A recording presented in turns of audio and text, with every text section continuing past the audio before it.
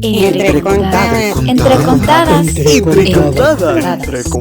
Entre contadas. ¡Ay, entre contadas! Entre contadas. Entrevistas a narradoras y narradores. ¿Qué tal? ¿Cómo les va? Bienvenidos a Entre Contadas. Mi nombre es Yolanda Olvera y hoy estoy muy contenta, muy emocionada de presentar a un invitado muy especial. Es un personaje que ustedes van a conocer, ya lo conocen, pero lo van a conocer más de cerca. Y con muchísimo gusto presento a Francisco Ibarlucea Bozal. Y me voy a permitir leer, aunque sea brevemente, de su semblanza, porque es extensísima. Bueno, Francisco es Ibarlucea Bozal, duque Tlaloque, desprejuiciado, polimórfico, riguroso investigador, historiador, storyteller, cronista, guía cultural y turístico, conferencista, experto en nocturnidades, Tlaloque, performanchero y aferrado escritor. Desde 1994, cronista de la Ciudad de México y en particular del Centro Histórico y la Colonia San Rafael. Sigue promoviendo la historia de la Ciudad de México con Facebook Lives en crónicas para una ciudad cosmopolita. Desde 1999 comienza sus andanzas como narrador oral. Desde 2007 también participó de las dramaturgias y locuras varias de Héctor Bonilla, que le suscitaría crear, producir, escribir, dirigir y actuar en la obra de teatro Albores de la Libertad Mexicana, con motivo del bicentenario del inicio de la gesta de independencia. Desde el 2000, difusor de la narración oral y la historia de México en programas de radio, televisión, prensa escrita, internet. Desde 2010 colabora en Imágenes del Turismo 90.5 FM. Desde septiembre de 2003, colaborador de la compañía de teatro clásico Fénix Novohispano. Desde 2002 y hasta 2007, colaboró en el Fideicomiso del Centro Histórico de la Ciudad de México, impartiendo ponencias, recorridos especializados. De 2007 hasta 2013, colaboró con la Secretaría de Cultura de la Ciudad de México en la coordinación de patrimonio histórico, artístico y cultural, mediante la coordinación y la programación de recorridos especiales en el Tranvía Cultural. Desde julio de 2006 hasta 2014, miembro del Grupo Sol Azul de Río Abierto. Performance, festivales nacionales e internacionales de cuentería, capacitación de guías de turistas en Asunción, Paraguay, intervenciones en espacios arqueológicos, visitas guiadas a turistas locales y extranjeros, espectáculos pedagógicos ayudado por el Duque de Villafermosa y Torrellas, Servando Teresa de Mier, Manuel Gutiérrez Nájera, el virrey Baltasar de Zúñiga, Mahatma Gandhi, Aquiles Cerdán o Manuel Tolsá. Interpretó a Richard Bell, Amado Nervo y a Lovecraft, este último en Travesías de Aparecidos y Fantasmas en obras de teatro históricas. Guía cultural, desde 1991 en más de 10,000 recorridos de alto nivel y coordinación de paseos temáticos para instituciones y empresas, universidades, cátedras, tanto privadas como públicas. Acompañante de jefes de Estado, de extranjeros, niños de la calle, adolescentes con adicciones, mujeres policías, banqueros, gente con ganas de recuperar su historia e historias en cantinas o cabarets, adultos mayores, personas con capacidades distintas. Todos ellos dan cuenta de su amor, furioso a veces, en paz las menos. Intenso siempre. Para la narración oral, Duque Tlaloque transforma una ciudad caótica y demente en un espacio inolvidable. En 2014 fue distinguido con el Premio Sensontle de Narradores Orales de Santa Catarina. Ha sido asesor histórico colaborando con alumnos y maestros en las ESIA, IPN y el colectivo Terrastudio, participando en el diseño del Pabellón de México en la 14ª Bienal de Arquitectura en Venecia, siendo reconocidos con el tercer lugar. Grupo Tlaloques, Hacedores de Agua. En 2015, becario del FONCA Conaculta como creador escénico. Presentó 25 espectáculos Tlalocan, el universo de agua, en la Ciudad de México.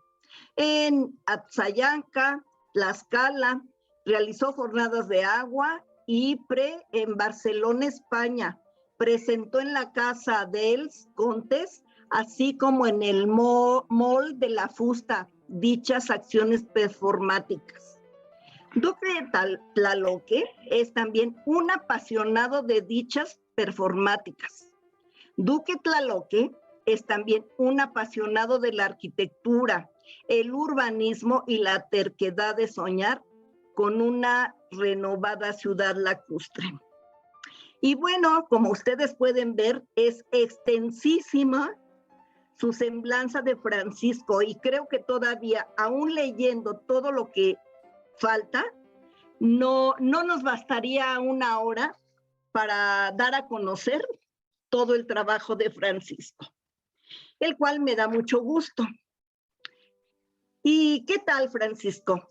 Cuéntanos, ¿cómo te va? ¿Cómo te ha ido? Cuéntanos quién es Francisco. Bueno, pues un gusto enorme de estar con ustedes en este programa, Entre Contadas. Estoy muy contento. Pues bueno, Francisco es un loco soñador, entrón, participativo, curioso, un poco chismoso, chimolero, desmadroso, que gusta poner lentes al público, a los visitantes de nuestra ciudad, que la vean con otros ojos y aprender de ellos. Un apasionado del género del terror, de las ciudades, de la arquitectura, de las artes plásticas y el arte contemporáneo en general. Pues fíjate, Francisco, sobre todo eso que tú dices que eres, fíjate que yo te recuerdo que yo te conocí, tuve el gusto de conocerte en el año 2000, por un curso que impartió Germán Argueta en el Museo de la Ciudad. Y ahí te conocí, esto fue en marzo del 2000, ahí te conocí yo, que llegaste a darnos un espectáculo de tu narración. Y a mí me gustó mucho tu trabajo, y con los días Germán nos invitó a que te fuéramos a ver ahí a Donceles. El laberinto, yo lo estaba confundiendo porque yo decía el Tapanco, porque tú estabas arriba, tú te presentabas un espectáculo en la parte de arriba y era un tapanco de una librería viejo, ¿sí? Y ahí fui tu seguidora muchísimos años, tenías mucha gente, porque se llenaba, aquel lugar se llenaba, y había muchos narradores que iban a acompañarte y a narrar, por supuesto. Y bueno, desde todo ese tiempo, pues he sido tu seguidora. Pero dentro de eso, Francisco, háblanos del carnaval literario del Francisco polimórfico en el uso de la palabra. Ay, pues qué bonito lo defines.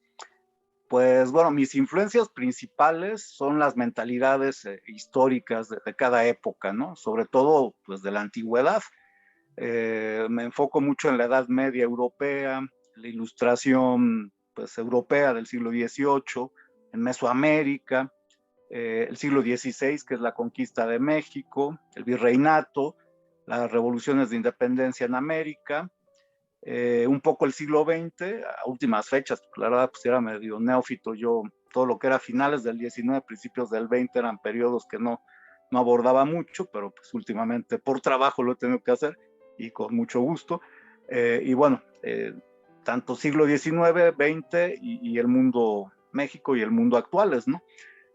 Y bueno, pues me gusta mucho Humberto Eco, Carlos Fuentes, Borges, Poe, Lovecraft, Sade, las recopilaciones de los Grimm, pues bueno, fue algo padrísimo. Un día pues nada más dedicaré un programa de un curso que nos dio Mendelevich de 7 meses sobre los hermanos Grimm, que fue fabuloso. Aprendí una barbaridad, sobre todo de teoría. Kundera, Bernardo Achaga, Jack Kerouac, me gustan mucho los poetas beat, de Christopher Domínguez Michael, Cés Nuteboom, Hugh Thomas, que bueno, la verdad que La Conquista de México de Hugh Thomas es un libro que hay que leer, es un libro muy documentado, pero que es a manera de novela, muy interesante. Me gustan mucho los relatos de los nativos de Norteamérica, Jodorowsky, me gustan mucho los cuentos de brujas del País Vasco, Ildefonso Falcones, que por ahí tengo pendiente un unipersonal sobre la Catedral del Mar, que tengo tiempo queriéndola montar, pero no puedo. Y obviamente Artemio el Vallarispe, Luis González Obregón, que son los pilares de la crónica histórica en la Ciudad de México. Y bueno, claro, mis maestros, ¿no? Mariano Monterrosa, López Austin, bueno, ambos fallecidos. López Austin acaba de fallecer. León Portilla, que también falleció recientemente. Ángeles González Gamio, que fue mi mera maestra de crónica, al igual que el maestro Barranco Chavarría. Matos Moctezuma también fue uno de mis maestros. Mi gran maestra también, Guadalupe Lozada, que desafortunadamente no da tanto cursos como debiera dar, porque pues, siempre ha sido funcionaria, pero muy buena maestra. Es la especialista número 1 en historia de México del siglo XIX. Y bueno, pues claro, otras influencias pues, son cinematográficas, ya lo hablaré después. Pues Wenders, Kubrick, Scott, Almodóvar, González Iñárritu, Buñuel, ¿no? Para mí es una piedra angular de la crónica en la Ciudad de México, Luis Buñuel, ¿no? Fíjate que, bueno, creo que mi admiración por ti ha sido eso, porque eres una enciclopedia andando. Pero además, ¿nos puedes decir quién es Francisco como storyteller en su narrativa atrapante en el arte de contar historias? Bueno, pues como la mayor parte de mis colegas, bueno, nosotros que somos colegas, narro pues lo que amo, ¿no? Lo que tiene que ver con mi niñez, con mis padres, con la Ciudad de México y algún personaje de cuento, novela con el que me identifico y quisiera haber sido, ¿no? Por ejemplo, me gustan mucho las historias de marineros. Pues yo pienso que en algún momento en otra vida fui marinero, me gustaría haberlo sido. Trato de representar este tipo de personajes todo el tiempo. Por eso me gusta mucho usar vestuario, utilizo escenografías, música, interactúo mucho con el público.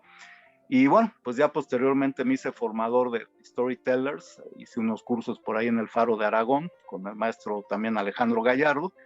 Y bueno, pues otra de mis influencias fundamentales en lo que, pues digamos, me he formado para atrapar a la gente en el arte de contar historias, pues obviamente fue las técnicas psicocorporales que aprendí con el maestro Mendelevich durante pues más de 7, 8 años. Después me hice clown, en algún momento tomé cursos de clown excéntrico para también explorar personajes de la ciudad. Y bueno, pues también digamos que otro de mis influencias importantes o de cómo soy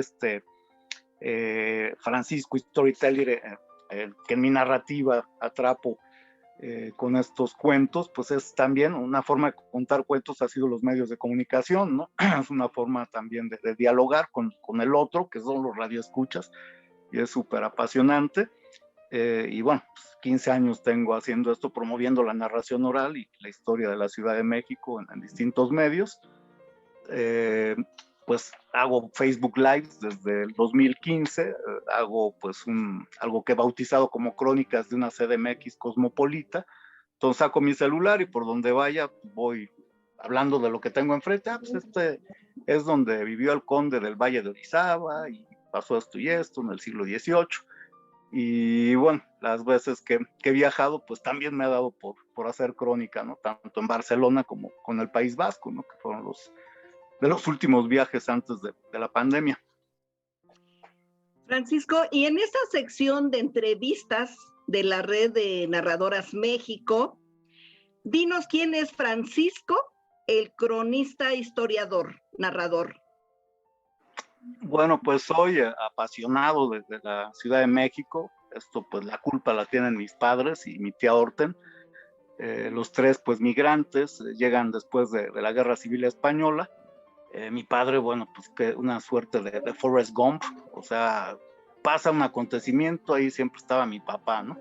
Entonces, por ejemplo, pues le tocó sufrir toda la Guerra Civil Española.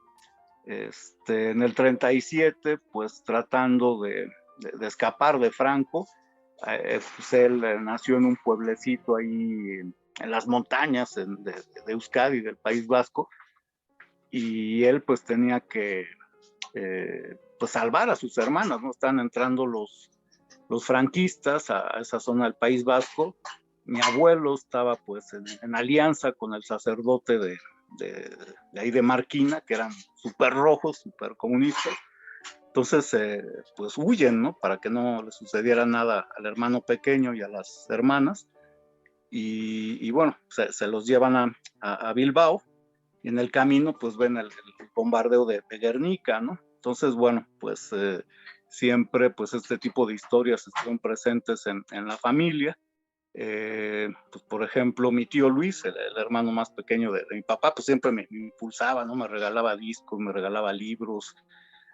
Mi tía Hortensia, que fue también una gran pelotari, ella también vino a México con mi mamá a jugar frontenis, y bueno, pues ella no fue tan gran jugadora, mi madre, pero mi tía pues sí fue una campeona, ¿no? Fue muy buena en esto de la raqueta. Y bueno, pues como que ella en su vida pues quería haber sido bailarina, o pudo haber sido como promotora cultural, ¿no? Le gustaba mucho estar promoviendo el arte, la cultura todo el tiempo. Mi mamá todo el tiempo, a la menor provocación, cantaba, bailaba. Entonces como que era algo que ellos hubieran querido ser, ¿no? Y bueno, pues mi padre de todo el tiempo pues me contaba, ¿no? Cómo era la Ciudad de México en el periodo que llegó, la época de Alemán, la vida nocturna, cómo iba pues tanto al Waikiki, al King Kong, pues él como una pelotaris, el último partido que jugaba era a la 1 de la mañana, entonces de ahí pues ya se iba a su casa, que era ahí en la colonia Tabacalera, y que todo el tiempo vivieron ahí, Anzures, Tabacalera, San Rafael, siempre muy cerca del centro, siempre muy cerca del frontón, y ahí vivió en Amparan 49, mi papá, y ahí pues fue vecino de dos personajes que en el tercer piso, ahí donde vivía, había una mujer cubana, Siboney se llamaba, que hacía pues comida, ¿no? Especial para los cubanos que vivían en México en ese momento, y había dos que le insistían mucho a mi papá que por qué no los acompañaba a hacer una revuelta, ¿no? Una revolución, que había que tirar a Bautista. Mi papá, no, qué revolución ni qué 8 cuartos, ¿no? Pues acabo de venir de una guerra, vi mucha muerte, es terrible lo que viví en la guerra civil, y todavía estar en campos de concentración, etcétera. Con Franco cayó preso, luego tuvo que estar con el ejército de Franco, finalmente se escapa y se viene a México a jugar High Alive, primero a Tijuana, luego aquí al frontón. Y estos personajes pues eran Ernesto el Che Guevara y Fidel Castro, ¿no? Quienes le invitan a participar en la revolución. Ya cuando lo ve posteriormente que todo era cierto, pues casi le da el patatús, ¿no? Ahí cuando pasa todo esto.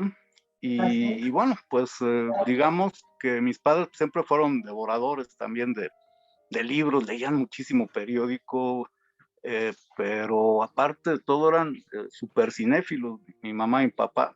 Así de repente te podían recitar todo el elenco de una película, pues de los 20 hasta los 50, no había película que no hubieran visto. Entonces era pues también la época de las matinés, de los grandes, y todos los grandes cines están en esta zona, por la San Rafael, entonces vieron mucho cine. Entonces, pues, todo el tiempo había todas estas conversaciones acerca de cine, de literatura, de mucha política, de la historia de México, de España. Y bueno, me compraban muchos cómics, ¿no? Vivimos mucho tiempo ahí en la San Rafael. Y pues finalmente me hice cronista de la San Rafael. Es todo lo que viví ahí tantos años. Y me acuerdo cada domingo ahí en la esquina de Gabino Barreda y Guillermo Prieto, un puesto de periódicos ahí de los más viejitos, pues me compraban un montón de cómics, ¿no? Yo iba al Franco Inglés, que era una escuela que estaba ahí en Melchor Ocampo, y Marina Nacional. Cuando se hace el circuito interior, se van a Coajimalpa. Pues lo lógico es que me cambiaran de escuela. Ah, no, pues te vas a Coajimalpa, ¿verdad? Pues toda una excursión. Todo el tiempo he estado haciendo estas excursiones por toda la ciudad. Y entonces en el camión, para no aburrirnos, digo, no había tanto tráfico como ahora. Santa Fe apenas estaba ahí medio empezando a hacer, eran minas, eran basureros, y era aburridísimo el camión. Todo lo que hacía yo era rentar los cómics, ¿no? A los compañeros ahí en el camión. Y bueno, ya llegando a mi casa, ahí en la colonia San Rafael, preparaba funciones de títeres. Me gustaba mucho hacer funciones de títeres en aquel entonces. Y bueno, pues a cada rato nos cambiábamos de casa. En aquel entonces era una cosa muy extraña que hacía mi padre, estarse cambiando de casa todo el tiempo. Vivimos un año más o menos, año y medio en San Miguel de Allende, que es también un episodio de mi vida muy, muy bonito. Era muy niño, pero un lugar padrísimo para vivir. Y de repente mi papá tenía la idea de que, pues, cuando ahorrara pues una cantidad de dinero ya suficiente para retirarse, pues ya ahorro este dinero y nos vamos a España. Entonces va, quema sus naves y nos vamos a España, que quería poner una granja de conejos, ¿no? Y bueno, a mí me dejan en el pueblo de mis abuelos maternos, en Torrellas, ahí cerca de Zaragoza. Hice el quinto de primaria.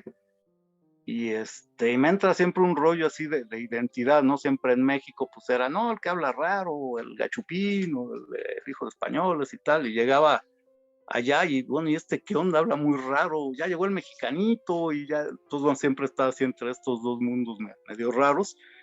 Y bueno, finalmente toca esto fue hace pues 45 años, ¿no? Cuando la devaluación de Echeverría, en diciembre del 76.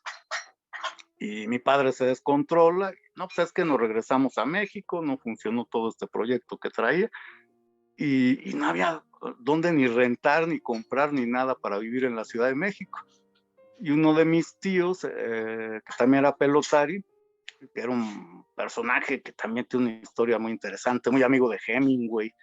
O sea, cada historia de repente en la familia que me dice, bueno, pero ¿por qué eres cronista y por qué cuentas historias? Digo, pues es que no puedo no hacerlo, ¿no? Todo este background. Y entonces, pues, nos fuimos a vivir a casa de mi tío, ahí en los Altos de San Hipólito, que fue el primer hospital de dementes de América, ahí donde se devociona al primo de Cristo, a Judas Tadeo. Y bueno, pues ahí espantaban durísimo, ¿no? En ese periodo que pasamos, pero gacho, ¿no? O sea, sí se aparecían ahí, pues, yo creo, los enfermos del hospital de dementes. Fue pues, un episodio muy, muy interesante, pero medio terrorífico. Ya finalmente ya encontraron la casa ahí para vivir en la San Rafael, y ya, pues ya un buen tiempo, ¿no? Ya por fin establecidos, ya no tanto movimiento, estarse cambiando por todos lados. Pues luego pues me dio por estudiar idiomas. Entonces pues también me hice pues lector con mucha fruición de periódicos, de revistas, etcétera. Pues me hice pues muy, muy melómano. En esa época, bueno, me gustaba mucho la música clásica. Mi tío Luis me regalaba muchos discos, en fin. Y bueno, pues luego venía mucha familia de Francia, de España, y así sin más, pues les daba recorridos por antropología, o si había chance, pues a Teotihuacán, o ahí por Reforma. Entonces, ahí hacía mis pininos de guía, ¿no? Que tendría yo con 13, 14 años. Y bueno, pues luego me iba a los hoteles ahí de Reforma, pues a ofrecer, ¿no? Recorridos, y pues de repente pegaba, luego no, pero pues así era como empezaba, ¿no? Y bueno, pues ya después estudié agronomía, estuve pues en la empresa familiar, ahí dedicado un poco a la fisiología vegetal. Pues así pues pude viajar a varios estados del país, etcétera. Entonces, pues como que ahí detuve un poco toda esta cuestión turística, etcétera. Y bueno, ya después comencé a tomar pues diplomados de historia, de arquitectura, de arqueología. Me metí mucho a la Academia Mexicana de la Historia, a tomar muchos cursos, ahí cerca de Bucareli.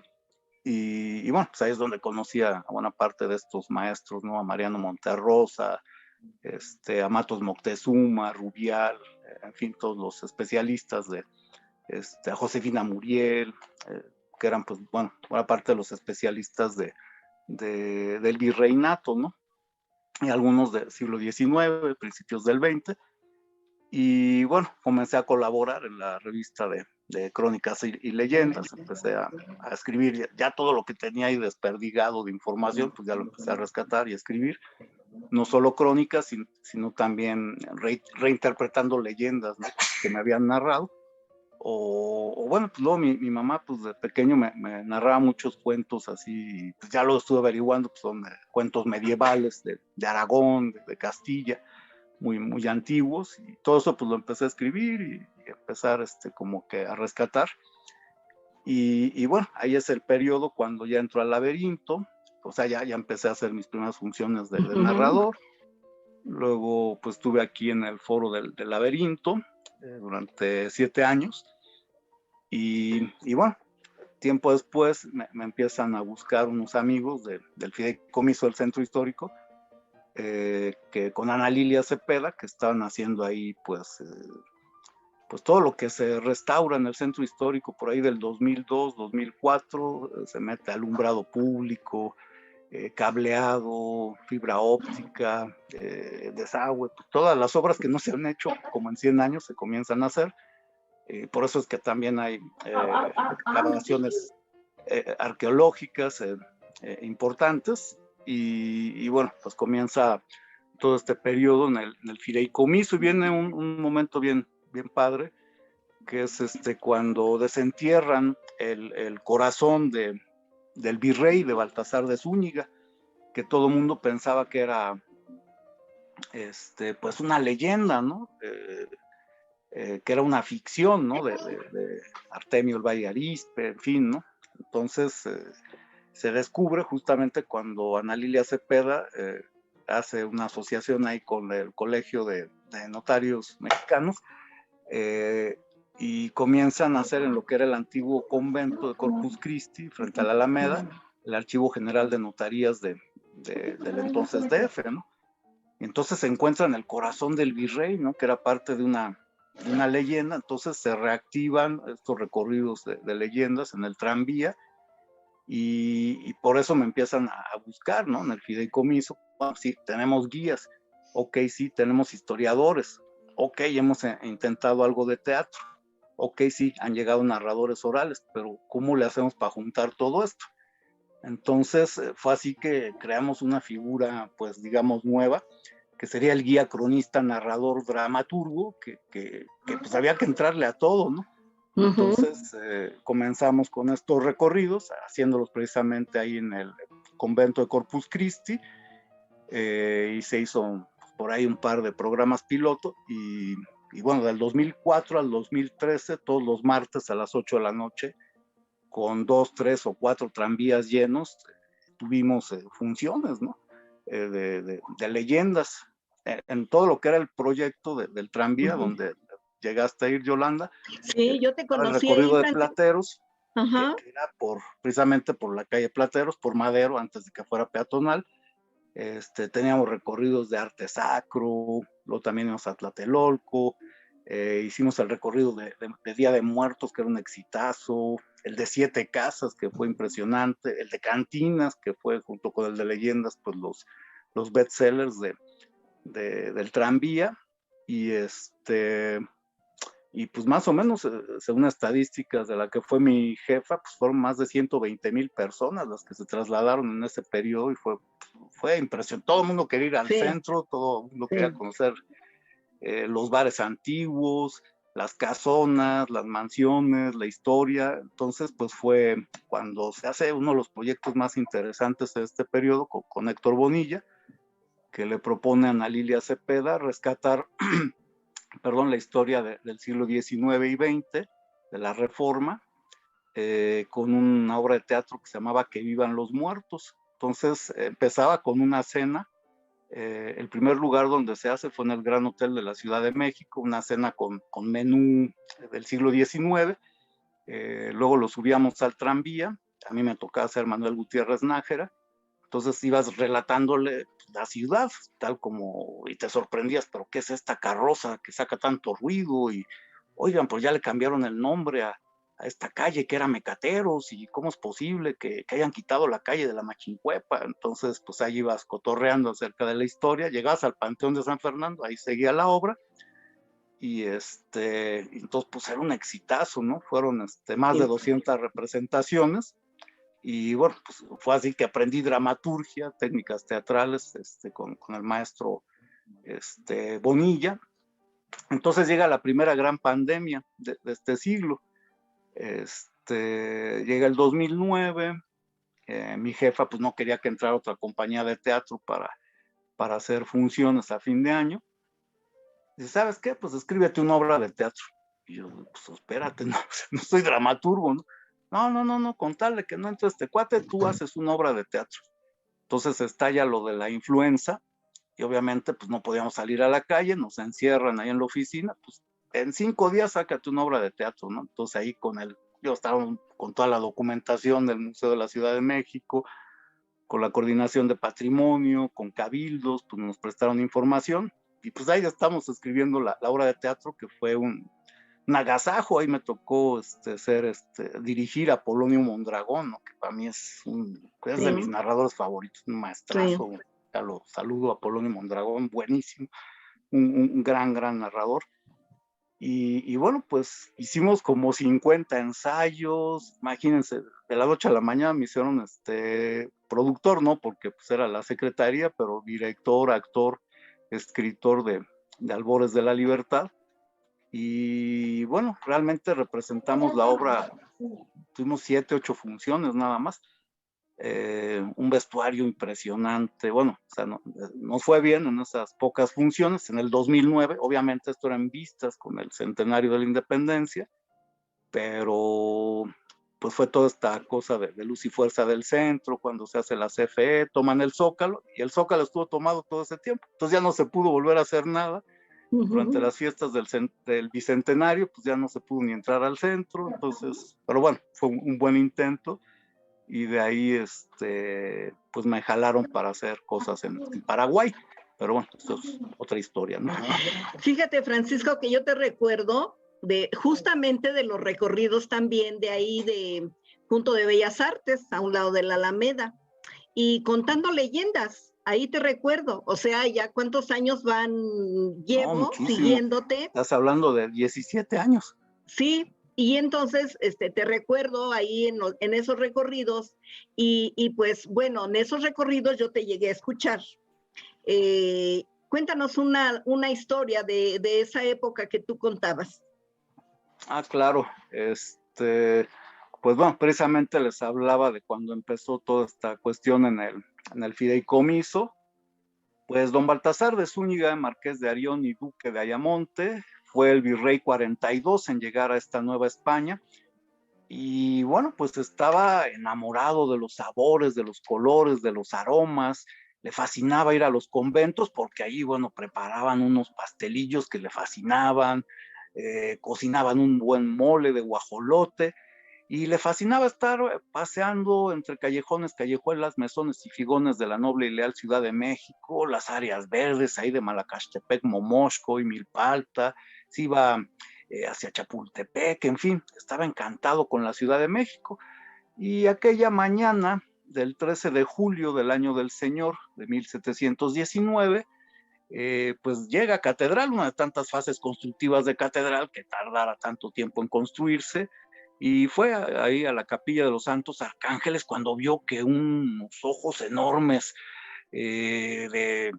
como de color turquesa, se le quedaban viendo, pensó que era un monstruo, estaba a punto de gritar, pues ¿cuál monstruo iba a ser? Eran dos turquesas empotradas a dos anillos magníficos que pertenecían a esos dedos blancos lánguidos de una mujer que también tenía los ojos de ese color. Y bueno, pues se quedó enamoradísimo, sintió como si el mismísimo arcángel San Gabriel bajara de las alturas más insospechadas, se lo llevara a volar por Jaltocán, Zumpango, Chalco, Xochimilco y Texcuco. Y entonces, cuando él iba a presentar sus parabienes a esta dama, pues la paloma había volado. Bueno, qué disgusto, ya que había encontrado el amor a sus 62 años, pues la paloma había volado.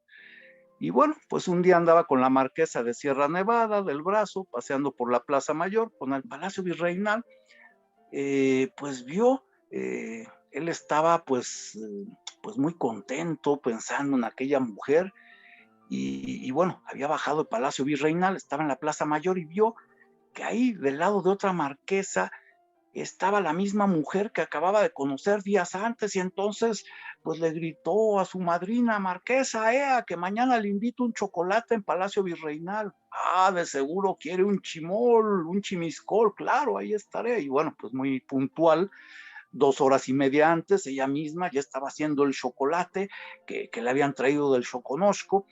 Y entonces, pues el otro espantado: oiga, pero ¿por qué ha llegado tan temprano? ¿Qué impuntual es usted? 2 horas y media antes. Pero no importa. Sí, sí, señor virrey, en lo que le servía en una mancerilla, le estaba dando su chocolate. Le dice: pues dígame, ¿para qué me ha llamado? Pues es que quiero saber el nombre de la dama que venía de su brazo la tarde anterior.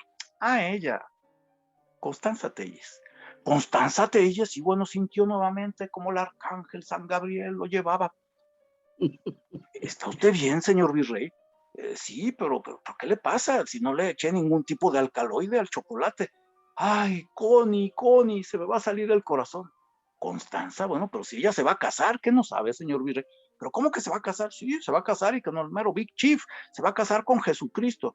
¿Pero cómo? Sí, pues va a profesar como monja en el convento de la Visitación de Santa Isabel a su prima la Virgen María. ¿Pero cómo? Sí, pues va a ser monja. Bueno, sintió como que un rayo le partiera el corazón, y pues íngrimo quedó, muy triste, muy desolado. Y finalmente de su peculio mandó construir el primer convento para monjas casicas de la Ciudad de México, que todavía sobrevive, ahí enfrente del hemiciclo a Juárez. Finalmente, pues le llegó a entregar el bastón de mando en San Cristóbal Ecatepec. Llegaba el nuevo virrey, se tenía que ir a la Vieja España, y entonces redactó su testamento. Ya estaba muy enfermo del corazón, muy triste, muy compungido, porque había dejado esta ciudad multicolor, magnífica, extraordinaria. Y en su testamento decía que cuando falleciera quería que se le extrajese el corazón y que fuera depositado en el ábside del altar mayor de Corpus Christi. Y bueno, eso es lo que dice don Artemio del Valle Arizpe. Eso quedó en la leyenda, pero en febrero del 2004, cuando precisamente Ana Lilia Cepeda, directora del Fideicomiso del Centro Histórico de la Ciudad de México, estaba rehabilitando el antiguo convento de Corpus Christi para hacer el Archivo General de Notarías de la Ciudad de México, arqueólogas de Lina empezaron a orar en el templo, y en el altar vieron pues un cenotafio que decía año del Señor 1728. Dijeron: ah, caray. Entonces no es ninguna mentira, no es ninguna ficción. Abrieron esta lápida y en el interior vieron pues una caja de plata destruida por el paso de los siglos, en cuyo interior había pues como unas piedritas de tezontle pulverizadas. Las mandaron a analizar a la Universidad de Davis en California, a la Universidad von Humboldt en Berlín, corroboraron los resultados en la UNAM.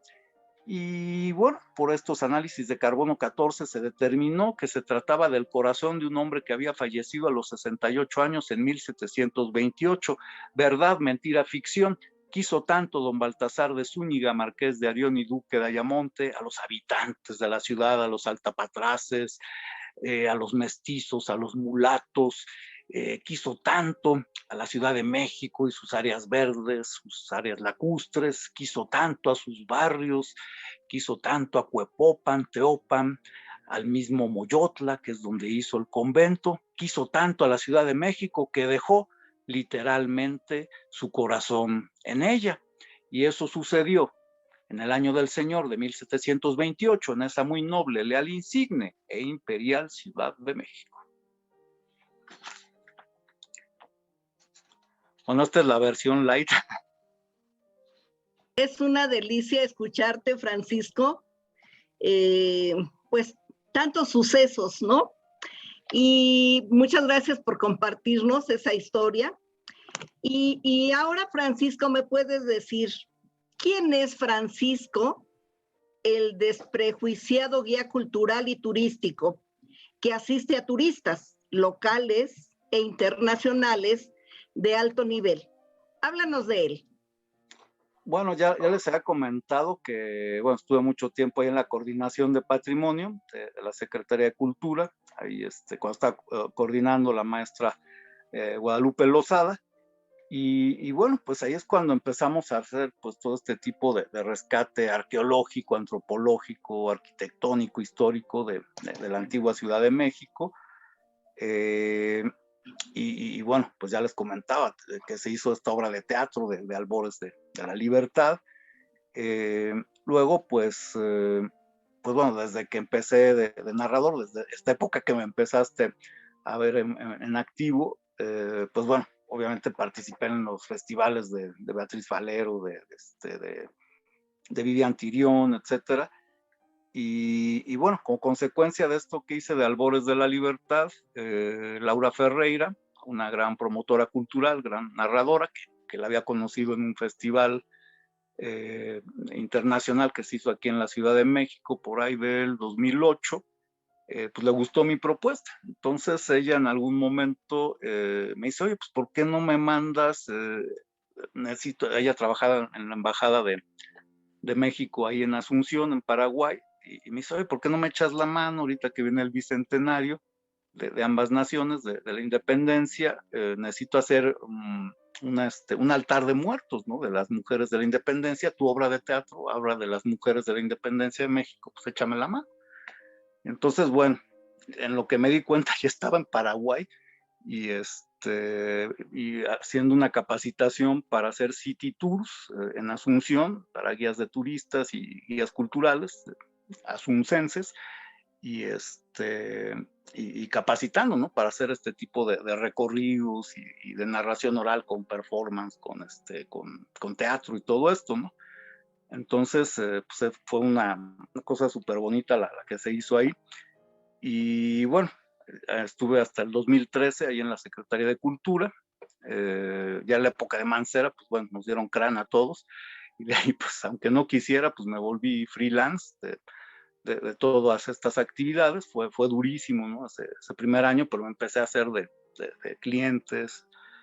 Muchos pues eran personas, ¿no? Que llevaban grupos al tranvía, que no se atrevían a decirme nada porque veían que trabajaba ahí, pero al verme libre pues me empezaron a buscar y de ahí pues me empecé a hacer contactos, ¿no? A partir de ese 2013, después me incorporé al programa de Sonrisas por tu Ciudad de la Secretaría de Turismo, y pues alguno de mis jefes me empezó a conectar, ¿no? Para los recorridos en idiomas, y de ahí pues ya empecé a hacer mucho este tipo de labor. Un tiempo trabajé también para la Fundación Carlos Slim. En esa época, pues Slim era cuando el Zócalo era como la aldea digital o algo así, y traía especialistas de todo el mundo. Entonces, pues yo me encargaba de pasear a toda esta gente que venía pues de la India, venían de África, venían de distintos países, y también pues fue cuando empecé a atender a embajadores, a diplomáticos, en algún tiempo pues al que fuera el alcalde de Londres, que ahorita es el primer ministro, pues a las Miss Universo por ahí en el 2007. Empecé pues desde el 2003 con el Fénix Novo Hispano, con Juan Francisco Hernández, que es yo creo la mejor compañía de teatro clásico en México. Y ahí pues me conecté con cada año el grupo del JP Morgan, este banco neoyorquino, hacían sus convivios en edificios especiales, en Palacio Nacional, en la CEP, etcétera, en el Franz Mayer, y bueno, pues íbamos todos caracterizados y y les damos la guía en idiomas, ¿no? Entonces ahí es que empecé a conectarme con este tipo de personalidades.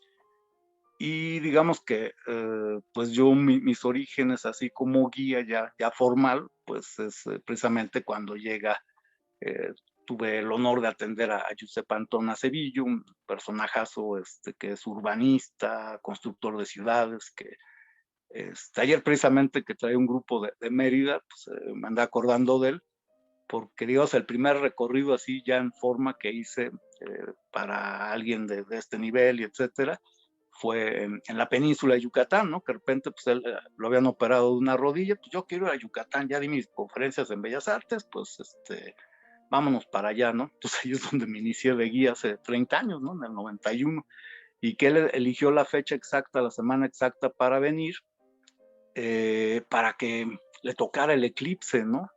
Este eclipse tan brutal que hubo en julio del 91. Y entonces ese fue como mi bautismo, ¿no? Porque nos tocó ver el eclipse ahí en Cuicuilco, ¿no? Que fue algo alucinante, ¿no? Entonces ese fue mi primer recorrido como guía y en pleno eclipse, ¿no? Fue algo fabuloso, ¿no?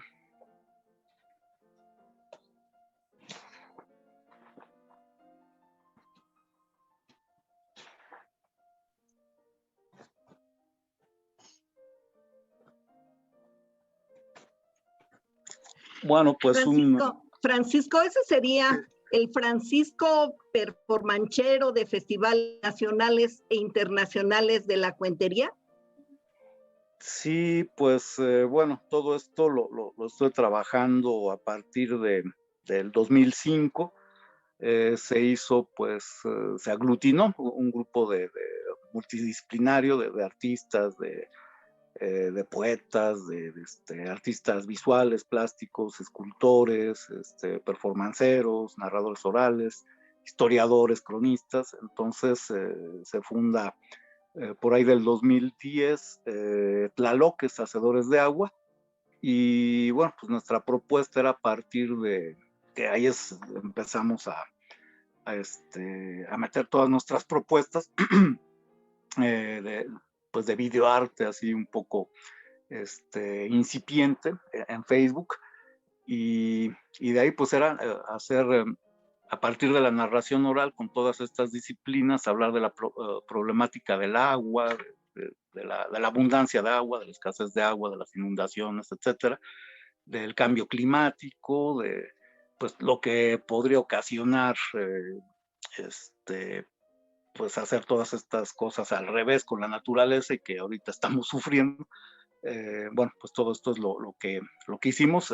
Se me otorga la beca FONCA de aquel año 2015 como creador escénico B, y gracias a este apoyo de la beca pues pude presentar 25 funciones en varias, aquí en la Ciudad de México, en varias instituciones, en el Museo de Antropología, con agencias de viajes, en el Centro Cultural Universitario Tlatelolco, donde formé también un grupo de niñas performanceras que ellas se dedicaban estaban en un coro ahí del Centro Cultural Universitario, de la UBA, y pues les daba cursos de lenguaje corporal, de voz, y un poco que ellas cantaran como se cuenta un cuento, ¿no? Entonces fue una experiencia súper bonita. Todo esto pues fue el hermanamiento con Felipe Rayas, un artista plástico muy, muy amigo mío. Con él hicimos todo este proyecto. Hicimos unas jornadas en Alzayanca, Tlaxcala, que nos fue, pues, es muy bonito, ¿no? Porque era pues mezclar los cuentos mesoamericanos, sudamericanos, de Norteamérica, de Europa, de Asia, de África, respecto a las deidades del agua, ¿no? Entonces hicimos unas jornadas ahí del agua, exposiciones de videoarte, de música, etcétera. Y de ahí, pues, parte de la beca, pues la desarrollé en Barcelona, en España, ahí con mi queridísima Numancia Rojas, que ella fue realmente la iniciadora de Fogata de Cuentos. Es junto con Cristina Maciá, pues son las dos primeras que empiezan a hacer sus cuentos y mandarlos de esta forma, como se trabajó en Fogata de Cuentos. Entonces son pues, las grandes inspiradoras. Muy triste porque Numancia pues murió de COVID en mayo pasado murió. Y bueno, pues nos dejó un hueco enorme. Bueno, pues estuve con ella colaborando ahí en la Casa del Cuento. Hicimos un performance ahí en el Mall de la Fusta, con mi hija, mi hija me acompañó en este viaje, y iba también de Tlaloque, y pues hicimos el performance ahí en el puerto de Barcelona, que la gente se nos queda viendo como bichos raros, pero bueno, fue súper bonito. Entonces, pues este tipo de propuesta, por ejemplo, al final era mucho con vestuario, cada uno de los integrantes, pues que eras pintor, escultor, uno que era narrador, que en alguna época de su vida había sido luchador, pues él fue el que nos inspiró para que todos nos hiciéramos máscaras, que fuéramos como luchadores contra la contingencia, contra el cambio climático, etcétera, ¿no?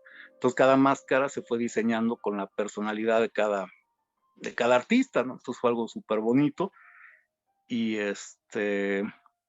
y bueno, pues hice pues, muchos festivales con Amena, con Santa Catarina, estuve en Zacatecas, que un festival fastuoso, elegantísimo, muy, muy bonito, que es cuando declararon a Zacatecas como la ciudad del cuento y la cantera, un evento súper bonito, la Plaza Goitia, no sé, 3,000 personas, fue bonitísimo, muy, muy bonito. Obviamente estuve también con Arjona en Cuentos Grandes para Calcetines Pequeños en Oaxaca, que es un festival muy bien organizado, muy bonito. Y obviamente en Paraguay, en Pachuca, en Hidalgo también estuve colaborando con los compañeros. Entonces, sí, hubo una etapa en que iba a todos los festivales, narraba en todos los espacios, incluso escribía yo mucha crónica de lo que veía, ¿no? Como nadie iba al laberinto, todo lo que hacía era subir a internet o a la página de Beatriz Falero mis reseñas de lo que ocurría en el laberinto, para ver si así llegaba gente, ¿no? Entonces así fue que empezó a llegar gente. Entonces alguna vez me decía Marconio, no, nada más ponme bien en la crítica, no seas manchado, ¿no? Pues no, maestro, ¿cómo crees aquí?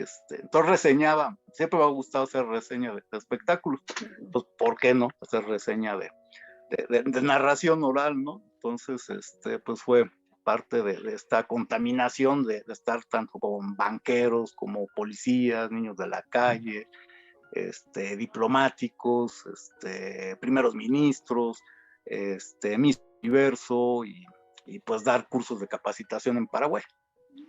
Francisco, y ahorita que mencionas a todo ese público, pues has contado para adolescentes con adicciones, mujeres policías.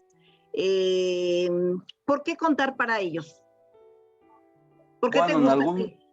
Sí, en algún momento, bueno, está ya muy, muy criticado, pero para mí también fue un gran maestro formador, el maestrísimo Jodorowsky, que, bueno, pues uno de sus principales planteamientos es que el arte, pues, tiene y debe de estar, concebido, circunscrito a sanar.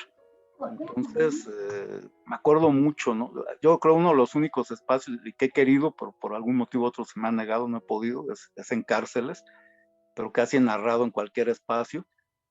Una vez en el Festival de Santa Catarina, nos mandó Beatriz a López Mateos, al área donde están todos los niños desahuciados por cáncer, ¿no? Entonces dice, sí, le vas a narrar a los niños, pero a quien principalmente le vas a narrar es a los familiares, ¿no? Que están devastados de ver cómo se acaba una vida, ¿no?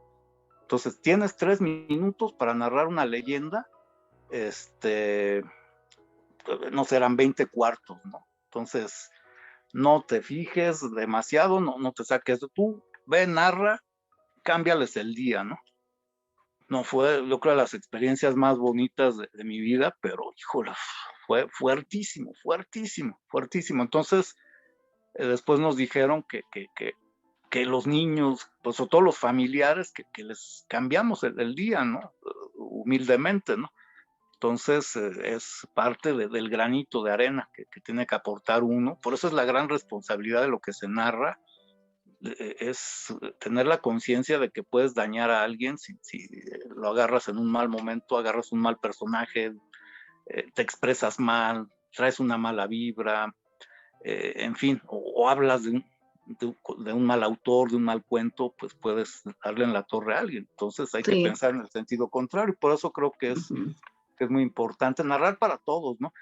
Pero de repente nos olvidamos de muchas personas. Estoy hablando esto del siglo pasado, de los 90 del siglo pasado, que algo tienes que ir con de capacidades distintas, ¿no? Como que tienes que tratarlo de otro. Y ahorita no, o sea, afortunadamente con toda la cuestión de inclusión, también hay que modificar mucho los cuentos, ¿no? Claro. Del lenguaje, pero ahorita ya es todo completamente inclusivo, pero en aquel entonces era, ahora sí narras para el niño de la calle, y ahora esto, y ahora, cuando en realidad pues es narrar para todos, sin diferencias, ¿no? Con la única conciencia de hacer las cosas bien, de no dañar al que está enfrente, ¿no? De no estropearle el día con tu cuento, ¿no? Al contrario, de que te salga un sol del corazón para que se lo entregues. Sí. Oye, Francisco, y de todos los personajes que has interpretado a lo largo de tu carrera, ¿cuál es el personaje que más te gusta? Bueno, pues interpretado precisamente ahorita para la entrevista y todo esto, pues, luego me es difícil, ¿no? Me acuerdo en una participación que me invitó Vivian Tirion, siempre me han invitado como que las voces diferentes, ¿no? La propuesta extraña, no sé qué, ¿no? Entonces me invitaron ahí a la Ibero hace como 4 años y no podía bajar toda la o sea, todo lo que me están preguntando ahorita, pues ya lo tengo. Digo, es obvio que es lo que he trabajado toda la vida. Pues yo siempre hablo de los demás, siempre escribo de los demás, pero me cuesta mucho explorar lo que he hecho, ¿no? Entonces, es muy, muy complicado. Y bueno, entonces a la hora de estar preparando para esta entrevista, son 17 personajes que he hecho, ¿no? Casi uno por año. Y bueno, el principal pues ha sido Manuel Tolsá, que es entrañable, uno de mis personajes más queridos, digo, me fascina la arquitectura y más la virreinal, que admiro su obra. Estuve trabajando en el Museo Tolsá y para el Colegio de Minería, con Carla Hernández, ahí de difusión de minería, y fue maravilloso, ¿no? Fue cuando se reabrió el Museo Tolsá. Hay 3 episodios que me han pasado como narrador muy, muy extraños, que me han ocurrido como desdoblamientos, ¿no? De repente estoy tan posesionado del personaje, que una vez me pasó en el tranvía, estábamos haciendo un recorrido de Día de Muertos, y yo vi a Manuel Gutiérrez Nájera sentado enfrente de mí. O sea, yo veía a Francisco Ibarlucea interpretando a Manuel Gutiérrez Nájera enfrente de mí, yo como espectador Francisco Ibarlucea, y yo no, creo que tengo que descansar, ¿no? Es demasiado. Otra ocasión también, dando un recorrido a unas personas de Querétaro en Catedral, me pasó algo parecido, ¿no? Que me vi dentro del grupo viéndome dar el recorrido, ¿no? Y con Manuel Tolsá, pues fue muy, muy padre, ese enero del 2015, justo en el momento que estaba dando el recorrido, que fue impresionante, llegó una cantidad de gente brutal, se tuvo que dar 4 funciones de tanta gente que llegó, y una lástima que la UNAM ya no quiso seguirlo promoviendo.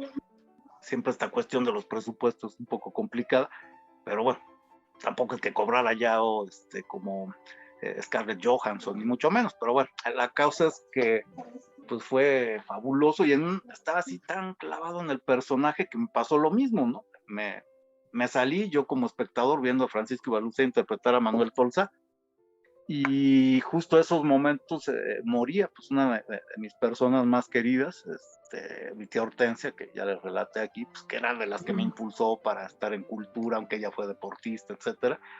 Entonces, pues un personaje muy, muy entrañable, ¿no? Manuel Tolsá. Por ahí también pasó una cosa muy, muy rara interpretando a Aquiles Cerdán. Y, por ejemplo, trabajé 10 años en el Panteón de San Fernando en las noches, jamás me pasó nada. Sin embargo, a la hora de interpretar personajes se mueven vibras, ¿no? Y después de estar tanto tiempo en el Panteón de San Fernando, narrando la vida de los liberales y conservadores que están ahí enterrados, yo sentía como gratitud, ¿no? Como ahorita que trabajo en la Casa Rivas Mercado, que yo era un neófito de la historia de México, principios del 20, y se los juro, yo siento que entro a la casa de don Antonio y siento que me recibe Antonieta, Amelia, toda la familia, y sin broncas, como qué bueno que nos veniste a visitar y vas a venir a hablar bien de nosotros para que nos conozcan más. Entonces es súper bonito, ¿no? Y Manuel Tolsá, pues es el number one, ¿no? Sí, fíjate que hablas de tocar vibras, la narración, y mencionabas a la maestra Betty Falero de cuando te mandaba a los hospitales a contar cuentos. Y lo dices muy cierto, porque hay que ser muy cuidadoso con lo que se cuenta. Yo recuerdo a Germán, que alguna vez, no recuerdo 2001, 2002, no lo recuerdo el año, cuando él festejaba su aniversario de la oralidad, me pidió que fuera al centro médico, al área de oncología. Sí fui, sí me tocaron niños, pero a la salida yo me puse a llorar. Y creo que ahí sí, para contar a los niños así de esas áreas, no tengo valor. Me falta mucho valor. Pero fíjate tú cómo te sobrepones, porque lo que mencionas, se tocan vibras porque está uno pasando algún momento difícil, ¿no? Y sobre esas vibras que tú mencionas, que en tus personajes, háblanos, Francisco, del Francisco Duque Tlaloque en la narración oral. Bueno, esto les estaba platicando hace rato, que Duque Tlaloque, bueno, pues una de las cosas muy raras cuando estuve trabajando para Germán en mis primeros años, pues bueno, se presentaba con el conde de Temascalcingo, etcétera, y entonces por una cuestión muy extraña, que sería bueno, muy largo contar, en aquel entonces, estamos hablando de 2005, en Torrellas, el pueblo donde viví de niño, un pueblo ahí de 500 habitantes, ahí en uno de los espacios más recónditos, una especie de Comala en mi vida, uno de los espacios más recónditos de Aragón, una zona pues agreste, ruda. Pues resulta que se festejaba en aquel entonces los 800 años de la fundación, no sé qué, salió mucha bibliografía, y me habla una de mis primas, pues ¿cómo ves que somos los últimos descendientes del duque de Villafermosa y Torrellas, ¿no? Y yo no inventes, ¿no? Entonces, fue algo súper cómico, se botaba de la risa mi maestra Guadalupe Lozada, no, pues ya estás como el maestro Guillermo Tovar y de Teresa, que tiene título nobiliario y pues no le pagan la quincena, ¿no? Estás igual, digo, pues sí, seré muy duque, pero pues aquí me la tengo que rifar en el centro histórico a ver qué sale, ¿no? Entonces, pues ahí me apersoné del duque de Villafermosa, que fue un hitazo para los personajes ahí de leyendas, y fue pues como complementar esta identidad. Decía, bueno, siempre tenía este rollo de que no me sentía ni español, ni vasco, ni catalán, ni mexicano, ni chilango, no, estaba como flotando. Y el que me aterriza fue este personaje, ¿no? Inventé este personaje que había migrado de la península en el siglo XVI y le había fascinado la Ciudad de México. Ah, pues este soy yo. Entonces así surge el Duque de Villafermosa, y a la hora de hacer el performance con Tlaloques, pues fue fácil bautizarlo, el Duque Tlaloque. Y bueno, pues fue esto con la beca que desarrollamos personajes para las bailarinas, para las escultoras, para los cronistas, para los pintores, y se hicieron para cada personalidad de los acompañantes una máscara, ¿no? Y esto es como se desarrolla el Duque Tlaloque, que era un personaje dicharachero, consciente, divertido, pero regañón, y respecto al cambio climático, ¿no? Pues teníamos para allí el ombudsman, ¿no? Del cambio climático, teníamos a Umetoshli, ¿no? El conejo que perseguía a los seres humanos que acababan con los bosques, y en fin, así fuimos desarrollando personajes en cada función. Entonces, cada función fue efímera, Afortunadamente hay registro, muchísimo registro de estos videos, fotos, pero era efímero, como efímera es la narración oral en su momento, ¿no? No es como la obra de teatro, que siempre es lo mismo, siempre es el mismo guión, el mismo espectador casi, y nosotros no, es un momento único, es como un agujero negro la narración oral, ¿no? Que está ese momento y no vuelve a repetirse jamás. Entonces, esta fue la intervención del Duque Tlaloc, que puede ser el mismo cuento, pero no los mismos espectadores. De repente estás en un foro, luego no tienes techo, te pega el sol la cara, pasó algo grave y tienes que estar ahí como equilibrando la situación. Entonces, pues así es el Duque Tlaloc, un personaje, fusión del virreinal con mesoamericano y siglo XXI, ¿no? Francisco, compártenos otro cuento, por favor. Pues se encontraba aquella soleada mañana de domingo, la diosa Coatlicue, barre que te barre, cuando quién sabe cómo, cuándo ni por qué, de una traviesa nube comenzó a descender lentamente una pequeña pluma que se le incrustó en el bajo vientre, dejándola embarazada. Sus 400 hijos, los ensohuiznagua, que se los llevaba la Coatlicue, estaban bien encuatlicados, decían, mamá, no es posible, somos 400 chamacos y ahora uno más, y encima con un pajarraco, pues ¿de qué se trata? La hija mayor, la Coyolxauhqui, estaba furiosa, entonces dijo, hemos de matar a nuestra madre y a nuestro pequeño hermano, esto es una afrenta. Y bueno, pues Huitzilopochtli, que estaba en el vientre materno, dijo, ¿qué? ¿Que me van a venir a hacer a mí qué? Ustedes y cuántos más. Y entonces Coatlicue le dijo, no, mi hijo, te van a dar en la mera Coatlicue, tranquilo. Él furioso salió del vientre materno, sacó una Xiucoatl, que era una espada de escamas de serpiente, que le había salido muy buena, parece que la había comprado ahí en el Tepitón, y bueno, pues arrasó con sus hermanos uno por uno, arrasó con los 400, y a la hermana mayor, a la Coyolxauhqui, le cortó la cabeza, los brazos, las piernas, y cual si fuera una pelota, la cerró, la tiró del centro del cerro Coatepetl, del cerro de la serpiente, y cayó desmembrada. Bueno, pues este es un mito fundacional del universo, donde Huitzilopochtli es el sol, la Coatlicue y Coyolxauhqui la luna, y los 400 en Sohuiznahuac las estrellas. Y esto, pues no es otra cosa más que el nacimiento de Huitzilopochtli, que fue la semana pasada, el 19 de diciembre, así como nació Huitzilopochtli, nació Zaratustra, nació Ra, nació Jesucristo. Y bueno, es el nacimiento del sol. ¿Cómo encontraste tu voz narradora, Mi Francisco? voz narradora, pues fíjate que la encontré con el performance, ¿no? Es el ejercicio escénico que más me libera, es estar en multidisciplinariedad, ¿no? Digamos, no me gusta la soledad del narrador, ¿no? Siempre tengo que estar acompañado, ¿no? Aparte que, bueno, de repente cuesta más trabajo cubrir muchos espectáculos y esto, entonces siempre jalo a la cuadrilla. Entonces, pues tengo por ahí a Alejandro Gallardo, a Estelina Curi, a Salvador Ortiz, a Michelle Rogel, en fin, hemos ido convocando una serie de personajes por ahí, y así es como improvisamos poesía, danza, hacemos videoarte, el cuerpo como un lienzo, el vestuario, y esto pues fue algo muy dúctil, ¿no?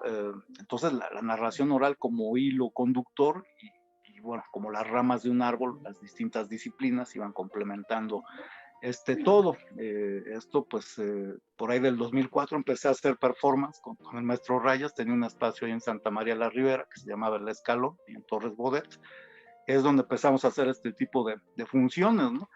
Y de ahí pues nos seguimos y empezamos a escribir mucho poesía, crónica, y se fue conformando Tlaloques, ¿no? Hacedores de agua. Mi verdadera voz narrativa, quien les dio disciplina a mi cuerpo, digo, pues bueno, estuve en algún tiempo con Paul Pelletier, que esta personaje hizo, pues digamos, era una de las supervisoras de arte y de lenguaje corporal del Cirque du Soleil. Obviamente con Clown, mucho, el Clown me cambió mucho la vibra, ¿no? De repente ya no podía narrar sin hacer reír a la gente, ¿no? un día pues hasta me regañaron, oye, pues si vienes a narrar un cuento formal, la gente está botada de la risa, ¿no? O sea, algo hacía con el cuerpo que, o sea, algo, o la mirada, que no me quité todo esto del clown, pero bueno, fui domesticando mis movimientos de esta manera. Y bueno, pues uno de los grandes que les debo esto, pues es a Moisés Mendelevich, ¿no? Que me dio toda esta disciplina, me dio una verdadera voz, me sacó la voz que tenía atrapada, porque luego uno como narrador en su vida diaria no dices lo que te pasa, ¿no? Entonces, bueno, me ha ayudado mucho, ¿no? Como artista, como narrador, hablar y estar frente al público, ¿no? Pero igual luego en la vida personal traes cosas atoradas que no te salen, ¿no? Entonces el que me hace sacar la voz, literalmente, pues fue Mendelevich, ¿no? Con las técnicas psicocorporales. Y bueno, pues en todo momento fue esta cuestión, la performance, ¿no? El performance fue una herramienta súper útil para liberar el cuerpo, es estar en el escenario jugando, ¿no? Tal como, pues en francés es el jouer, en alemán el spielen o el play, en inglés, y en español se dice actuar, pero en realidad lo que hacemos es jugar en el escenario, ¿no? Entonces, en la manera en que uno se divierta, se libere, esté contento, salte, pase estas buenas energías al público, pues es como, pienso yo, es mejor una obra escénica, ¿no? Entonces, Claro. fue gracias al cuerpo, a la voz, ¿no? Que encontré literalmente mi voz narrativa con el performance. Francisco, y háblanos de tu merecidísimo premio Sensontle. Bueno, eso fue un año muy, muy afortunado, el 2004, que tuvimos un montón de recorridos, de funciones. Fue mi primer año de freelance, que ya empecé a dejar el gobierno. Y bueno, pues empezó a abrir puertas por todos lados en empresas turísticas y así. Y es cuando apoyé a este grupo de jóvenes del Poli para hacer un proyecto de supervisión histórica para un pabellón que iba a hacerse para la Bienal de Venecia, que eran pues con Renculjas, que iba a ser el comisario de la exposición, era hablar de la arquitectura vernácula, y bueno, entonces empecé a hacer un montón de cosas, tanto el performance, la arquitectura, la investigación, los recorridos, metí la beca, y entonces en esa función en el Trotsky, me dice Moisés, no, pues estoy muy contento que pues que por el Sensontle, ¿no? Que te dan y vamos a hacer una función y te la voy a dedicar porque ganaste el Sensontle. Ah, pues ahora. Y en el momento que se presenta esa función, me entero que me habían dado la beca, ¿no? Entonces fue así, pero espectacular, ¿no? Fue súper bonito. Fue un año muy, muy productivo. Y meses antes, pues me habla Beatriz, pues ¿sabes qué? Te quiero dar el Sensontle. Y yo, pues qué padre, qué buena onda. Mucho tiempo colaboré con ella, pero pues luego pues ya por el tiempo y esto no podía estar. Y pues seguía escribiendo crónicas de lo que veía ahí en Santa Catarina, en otros espacios, para su página. Me dice, sé que tengo que darte el Sensontle, pero ¿por qué? Yo, ¿cómo que por qué? Pues tú sabrás, ¿no? No, pero es que, o sea, no entiendo, o sea, haces muchas cosas, pero no sé cómo resumir que tengo que darte el Sensontle. O sea, porque sí, ok, eres narrador, pero es que llevas la narración a otros espacios, es muy extraño, pero ¿por qué te lo doy? Entonces, pues ya finalmente puso algo así por ser una voz vanguardista, que atrapa a todo tipo de públicos y que es pues no me acuerdo, por un indomable investigador y no sé qué le puso. Y entonces cuando me dan el Sensontle, mis hijas están en un coro, hice que pudiera ir al coro, de ahí hicimos nuestro primer performance antes de la beca, o sea, ya habían dado la beca, pero ahí estábamos haciendo el performance. Entonces fue súper padre, ¿no? Fue un momento muy, muy bonito el Sensontle y bueno, pues el premio pues, que me da más orgullo, ¿no? Un abrazo para Betty, querida, ¿no? Sí, muchas felicidades, Francisco. Francisco, y en tus recorridos arquitectónicos, pues edificios, casas antiguas que tú las conoces mejor que nadie, las iglesias, ¿cuál es el lugar que más te gusta? Híjole, pues es una pregunta muy, muy complicada. Es como siempre que te dicen, vas a una isla, ¿qué discos te llevarías? Y eso, pues no termina uno, ¿no? O el primero que se te ocurre, ¿no? Pero Sí. bueno, mi espacio favorito en la ciudad es el mismo que de José Zorrilla, el mejor amigo de Maximiliano de Habsburgo, que lo contrata para hacer la compañía de teatro mexicano, le paga 1,000,000 de pesos oro y nunca se hace la compañía porque es cuando se llevan a Maximiliano, huye y lo fusilan, ¿no?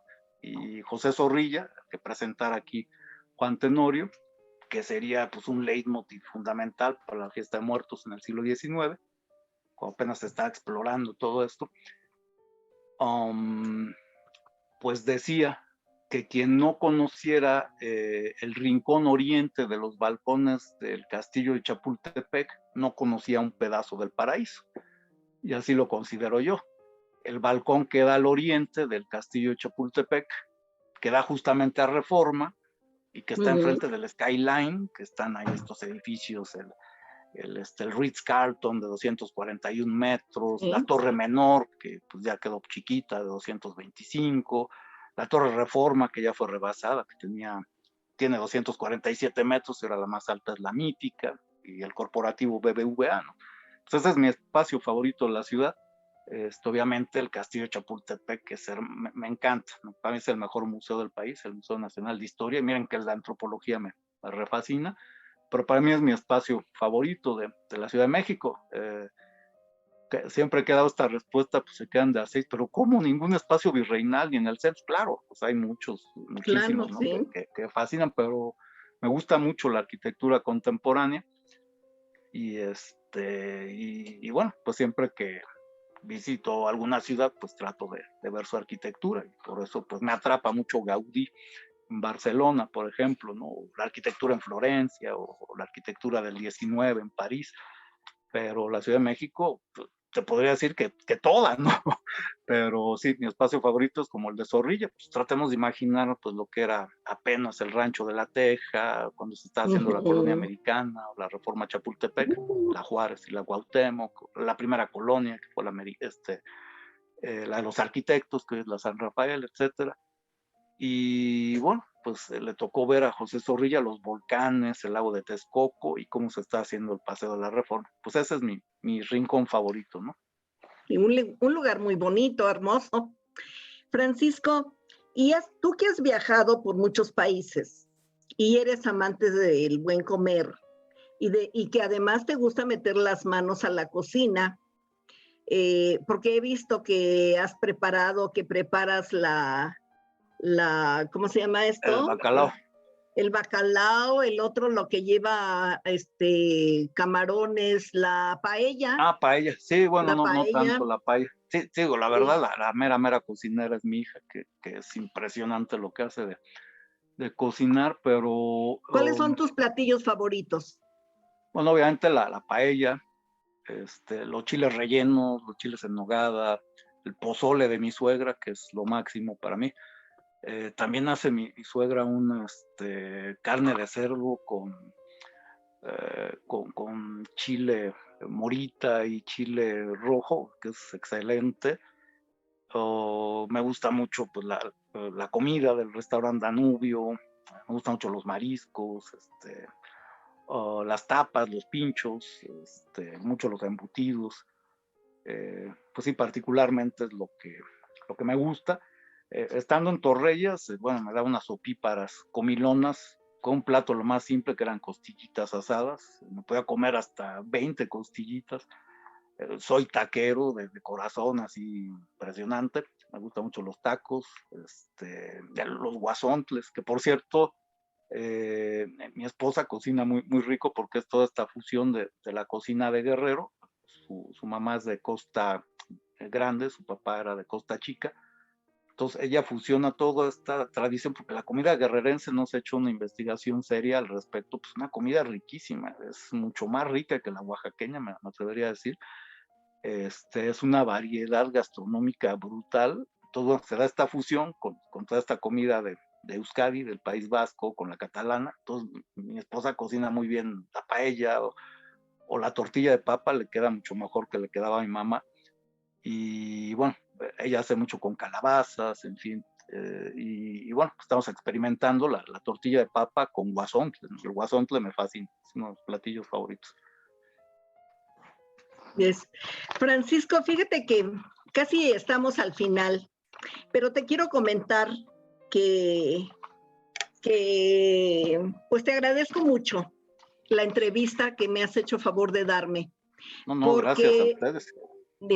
A Penélope, que es la que coordina la red de Narradoras México, pero fíjate que te conozco de cuántos años y bueno, aunque te seguía, ahora el año pasado en el proyecto de Germán en Fogata de Cuentos, tuve la oportunidad de tratar directamente contigo y no sabes cómo te agradezco esa atención, esa paciencia, esa tolerancia, esa pasiflorina que me diste para no estar nerviosa porque había que grabar en vivo y entonces un día pues que yo no sé dónde le voy a picar y que hay que entrar en vivo y que pues nerviosísima. Y entonces, tú me dice, Yolanda, entras en 5, 4, 3, y entonces mi hija te llama y te dice, es que falta algo, y tú muy pacientemente, a ver, mira, aquí, y me dice, pero no te demores, dime en cuánto tiempo lo resuelves, porque tengo 50 personas esperando de 50 países y van a entrar, y tú entras ya, no sé cuánto, pero dime, y ya mi hija te dice, pero tú le dices a mi hija y ella hace pues ese movimiento, pues es una chica joven también y sabe, ¿no? Pero a lo que me refiero y el agradecimiento es por esa tolerancia, esa paciencia para los que no nacimos en el siglo de ustedes, donde saben todo acerca de la tecnología. Y eso también te lo agradezco, aparte de la entrevista que me has hecho favor de darme. Y por último, cuéntanos una anécdota de algo que te ha costado mucho trabajo, que haya sido muy difícil para ti lograrlo. Bueno, fíjate que es un placer, bueno, escuchar todo lo que me dices, este proyecto que se generó con Roberto Jiménez, con Alejandro Gallardo, con Argueta y yo, que hicimos esto de Fogata de Cuentos, que bueno, la forma en cómo se tuvo que realizar fue por Facebook Live, hace la página Roberto y bueno, de ahí empezamos a manejarla y luego pues ya se hizo algo muy sencillo, pero al momento de la pandemia fue, bueno, algún día escribiré de todo esto, pero fue impresionante, ¿no? Fue toda una experiencia y que digamos que también fue dentro de unos momentos pues difíciles para mí en este momento de la pandemia. Digo, pues me da mucho gusto lo de Penélope, esto que me platicas desde el 2001, etcétera, que has visto, me has visto en el escenario. Pues fíjate que uno de los momentos más complicados de mi vida y como narrador fue el 24 de octubre del año pasado. Ese día, pues compartí escenario con Penélope. Yo creo que es una de las mejores funciones que me han pagado en mi vida. Fue como esta cuestión que estuvimos presionando al gobierno para pues, que diera algún tipo de apoyo, ¿no? Para los artistas.